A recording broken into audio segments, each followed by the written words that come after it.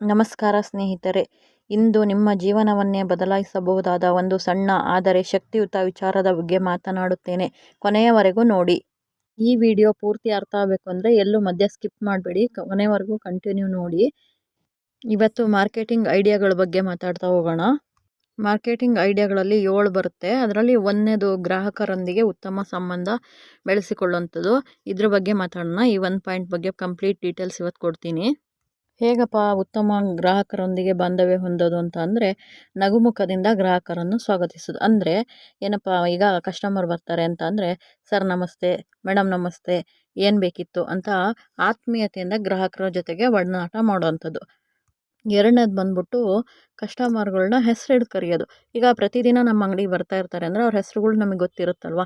ನಾವು ಅವ್ರನ್ನ ಹೆಸರು ಹಿಡ್ದು ಕರೆದಾಗ ಏನಾಗುತ್ತೆ, ನೋಡು ಇಷ್ಟೊಂದು ಜನ ಕಸ್ಟಮರ್ ಬರ್ತಾ ಇದ್ರು, ನಮ್ಮ ಹೆಸರನ್ನ ನೆನ್ಪಿಟ್ಕೊಂಡು ನಮ್ಮನ್ನು ಮಾತ್ರ ಕರೆದು ಮಾತಾಡಿಸ್ತಿದ್ದಾರೆ ಅಂದರೆ ನಾವು ಅವರಿಗೆ ಅಮೂಲ್ಯವಾದವರು ಅಂತ ಅವ್ರಿಗೆ ಅನಿಸುತ್ತೆ. ಅದಕ್ಕೋಸ್ಕರ ನಾವು ಅವ್ರನ್ನ ಹೆಸರು ಹಿಡಿದು ಕರೆಯೋದ್ರಿಂದ ಸ್ಪೆಷಲ್ ಫೀಲ್ ಮಾಡಿಸ್ತೀವಿ ಅವರಿಗೆ. ಮೂರನೇ ಪಾಯಿಂಟ್ಸ್ ಬಂದ್ಬಿಟ್ಟು ಕೇಳಿ ಅರ್ಥ ಮಾಡ್ಕೊಳ್ಳೋದು. ಈಗ ಕಸ್ಟಮರಿಗೆ ಏನು ಬೇಕು ಅಂತ ಅನ್ನೋದನ್ನ ನಾವು ಅರ್ಥ ಮಾಡ್ಕೋಬೇಕು ಫಸ್ಟು. ಈಗ ಐಟಮ್ ಕೊಡೋದು ಸೆಕೆಂಡ್ರಿ, ಅವ್ರಿಗೆ ಏನು ಬೇಕು ಅಂತ ನಾವು ಫಸ್ಟು ಅರ್ಥ ಮಾಡಿಕೊಂಡ್ರೆ ಐಟಮ್ನ ಸುಲಭವಾಗಿ ನಾವು ಕೊಡ್ಬೋದು. ನಾಲ್ಕನೇ ಪಾಯಿಂಟ್ ಬಂದ್ಬಿಟ್ಟು ಕಸ್ಟಮರ್ನ ಜಡ್ಜ್ ಮಾಡಬಾರ್ದು. ಈಗ 100 ರೂಪಾಯಿಗಾರು ಬಂದಿರಲಿ, ಅವರು 50 ರೂಪಾಯಿಗಾರು ಬಂದಿರಲಿ, 10 ರೂಪಾಯಿ ಪ್ರಾಡಕ್ಟ್ ತೊಗೊಳಕ್ಕೆ ಬಂದಿರಲಿ, 1000 ರೂಪಾಯಿಗೆ ಪ್ರಾಡಕ್ಟ್ ತೊಗೊಳಕ್ಕೆ ಬಂದಿರಲಿ, ಗ್ರಾಹಕರು ಅಂದರು ಗ್ರಾಹಕರೇ. ಅವರು ಗ್ರಾಹಕರು ಅಂದರೆ ನಮಗೆ ದೇವ್ರ ಸಮಾನ. 10 ರೂಪಾಯಿ ವ್ಯಾಪಾರ ಮಾಡಲಿ, 100 ರೂಪಾಯಿ ವ್ಯಾಪಾರ ಮಾಡಲಿ, ಗ್ರಾಹಕರು ಅಂದರೆ ಎಲ್ಲರಿಗೂ ಒಂದೇ ರೀತಿ ನೋಡ್ಕೋಬೇಕು. 10 ರೂಪಾಯಿ ವ್ಯಾಪಾರ ಮಾಡೋಕ್ಕೆ ಬಂದಿದ್ದಾರೆ ಅಂತ ಕಡಿಮೆ ಮಟ್ಟದಲ್ಲಿ ನೋಡೋದು, 1000 ರೂಪಾಯಿ ವ್ಯಾಪಾರಕ್ಕೆ ಬಂದಿದ್ದಾರೆ ಅಂತ ಜಾಸ್ತಿ ಮಾಡೋದು, ಅವೆಲ್ಲ ಮಾಡಬಾರ್ದು. ಎಲ್ಲರೂ ಒಂದೇ, ನಮಗೆ ಗ್ರಾಹಕರು ಅಂದರೆ ಎಲ್ಲರೂ ಒಂದೇ. 5ನೇ ಪಾಯಿಂಟ್ ಬಂದ್ಬಿಟ್ಟು ನಂಬಿಕೆ ಗಳಿಸೋದು.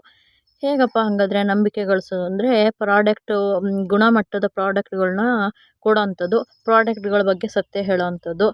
ಪ್ರಾಡಕ್ಟ್ ಬಗ್ಗೆ ಅಂತಲ್ಲ, ಎಲ್ಲದರಲ್ಲೂ ಸತ್ಯ ಹೇಳೋವಂಥದ್ದು ತುಂಬ ಮುಖ್ಯ ಆಗಿರುತ್ತೆ. ಯಾಕೆಂದರೆ ಜೀವನದಲ್ಲಿ ಸತ್ಯ ಅನ್ನೋದೇ ಯಾವಾಗಲೂ ಶಾಶ್ವತವಾಗಿ ಉಳಿಯೋದಲ್ವ. ಹಾಗಾಗಿ ಸತ್ಯ ಹೇಳೋದ್ರಿಂದ ಕಸ್ಟಮರ್ನ ಉಳಿಸ್ಕೊತೀವಿ, ಜೀವನದಲ್ಲಿ ನಮಗೆ ನಾವು ಗೌರವವನ್ನು ತಂದ್ಕೊತೀವಿ. 6ನೇ ಪಾಯಿಂಟ್ಸ್ ಬಂದ್ಬಿಟ್ಟು ವೈಯಕ್ತಿಕ ಟಚ್ ಕೊಡೋದು ಅಂತ ಅಂದರೆ, ಈಗ ಹೇಳಿದ್ದೀನಿ ಅಂತ ಹೇಳ್ಬಿಟ್ಟು ನಾಳೆ ಹೋಗ್ಬಿಟ್ಟು ಯಾರನ್ನ ಕಸ್ಟಮರ್ನ ಮುಟ್ಟಿ ಟಚ್ ಮಾಡೋದಲ್ಲ. ಅಂದರೆ ಏನಪ್ಪ ಅಂತ ಅಂದರೆ, ಪ್ರಾಡಕ್ಟ್ಗಳ ಬಗ್ಗೆ ಹೊಸ ಪ್ರಾಡಕ್ಟ್ ಬಂದಾಗ ನಾವು ಈಗ ಹೊಸ ಪ್ರಾಡಕ್ಟ್ ಕೊಟ್ಟಿರ್ತೀವಿ, ಕಸ್ಟಮರಿಗೆ ನೆಕ್ಸ್ಟ್ ಬಂದಾಗ ಕೇಳೋದು. ಈಗ ಮೊನ್ನೆ ಕೊಟ್ಟಿದ್ನಲ್ಲ ಆ ಪ್ರಾಡಕ್ಟು ಚೆನ್ನಾಗಿತ್ತಾ ಅಂತ ಹೇಳ್ಬಿಟ್ಟು ಕೇಳೋವಂಥದ್ದು. ಆಮೇಲೆ ಪ್ರಾಡಕ್ಟ್ ಇಷ್ಟ ಆಯಿತಾ ಅಂತ ಹೇಳ್ಬಿಟ್ಟು ಕೇಳೋದು, ಆ ರೀತಿ ಮಾಡೋದು. ಮತ್ತು ಹಬ್ಬ ಹುಣ್ಣಿಮೆಗಳಿದ್ದಾಗ ಒಂದು ವಾಟ್ಸಪ್ಪಲ್ಲಿ ವಿಶ್ ಮಾಡೋವಂಥದ್ದು. ಇದು ವೈಯಕ್ತಿಕ ಟಚ್ ಕೊಡೋವಂಥದ್ದು ಅಂತ ಅಂದರೆ.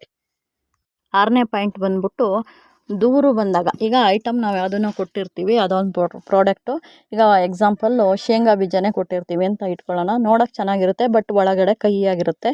ಅವ್ರೇನು ಮಾಡ್ತಾರೆ, ಕಸ್ಟಮರ್ ಇಷ್ಟ ಆಗಿರೋಲ್ಲ, ಅದನ್ನ ರಿಟರ್ನ್ ತೊಗೊಂಬಂದು ಕೊಡೋಕ್ಕೆ ಬಂದಿರ್ತಾರೆ. ನಾವು ಕೊಡಬೇಕಾದ್ರೆ ಎಷ್ಟು ಖುಷಿಯಾಗಿ ಕೊಟ್ಟಿರ್ತೀವೋ ಅದೇ ರೀತಿ ಅದು ಚೆನ್ನಾಗಿಲ್ಲ ಅಂತ ಅಂದಾಗಲೂ ಕೂಡ ಖುಷಿಯಾಗಿ ಇಸ್ಕೋಬೇಕು. ಇದು ಇಲ್ಲ ನಾವು ಅವ್ರ ಮೇಲೆ ಕೂಗಾಡೋದು ರೇಗಾಡೋದು ಮಾಡಿದರೆ ಏನು ಮಾಡ್ತಾರೆ, ಅವ್ರು ನೆಕ್ಸ್ಟ್ ಮತ್ತೆ ನಮ್ಮ ಅಂಗಡಿಗೆ ಬರೋದೇ ಇಲ್ಲ. ಈಗ ಪ್ರಾಡಕ್ಟ್ ವಾಪಸ್ ಕೊಡೋಕ್ಕೆ ಬಂದಾಗ ಜಗಳ ಆಡಬಾರ್ದು ಕಸ್ಟಮರಿಗೆ.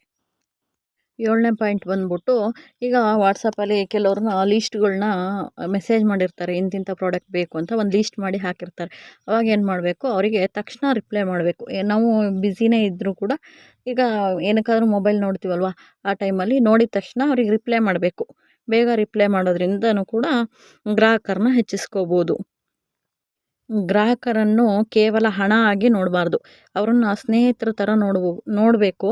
ಆವಾಗ ನೋಡಿದ್ರೆ ಅವ್ರು ಖುಷಿಯಾಗಿ ಹೋದರೆ ಇನ್ನು 10 ಜನಕ್ಕೆ ಅವ್ರು ಹೇಳ್ತಾರೆ ನಮ್ಮ ಅಂಗಡಿ ಬಗ್ಗೆ, ನಮ್ಮ ಅಂಗಡಿ ಪ್ರಾಡಕ್ಟ್ಗಳ ಬಗ್ಗೆ, ನಮ್ಮ ಬಗ್ಗೆ ಎಲ್ಲ ಹೇಳ್ತಾರೆ. ಆವಾಗ ಇನ್ನೂ 10 ಜನ ಕಸ್ಟಮರ್ ಜಾಸ್ತಿ ಆಗ್ತಾರೆ. ಅವರು ಇನ್ನು 10 ಜನಕ್ಕೆ ಹೇಳಿದಾಗ ಹೀಗೆ ಕಸ್ಟಮರ್ಗಳು ಜಾಸ್ತಿ ಆಗ್ತಾ ಹೋಗ್ತಾರೆ. ಈ ವಿಡಿಯೋ ಸ್ನೇಹಿತರೆ ನಿಮಗೆ ಹೇಗೆ ಅನ್ನಿಸ್ತು? ಈ ವಿಡಿಯೋ ನಿಮಗೆ ಇಷ್ಟವಾದರೆ ಲೈಕ್ ಮಾಡಿ, ಸ್ನೇಹಿತರೊಂದಿಗೆ ಶೇರ್ ಮಾಡಿ, ಮತ್ತು ಇಂತಹ ಇನ್ನಷ್ಟು ಕನ್ನಡ ಮೋಟಿವೇಶನ್ ವಿಡಿಯೋಗಳಿಗೆ ಚಾನಲನ್ನು ಸಬ್ಸ್ಕ್ರೈಬ್ ಮಾಡಿ. ಧನ್ಯವಾದ.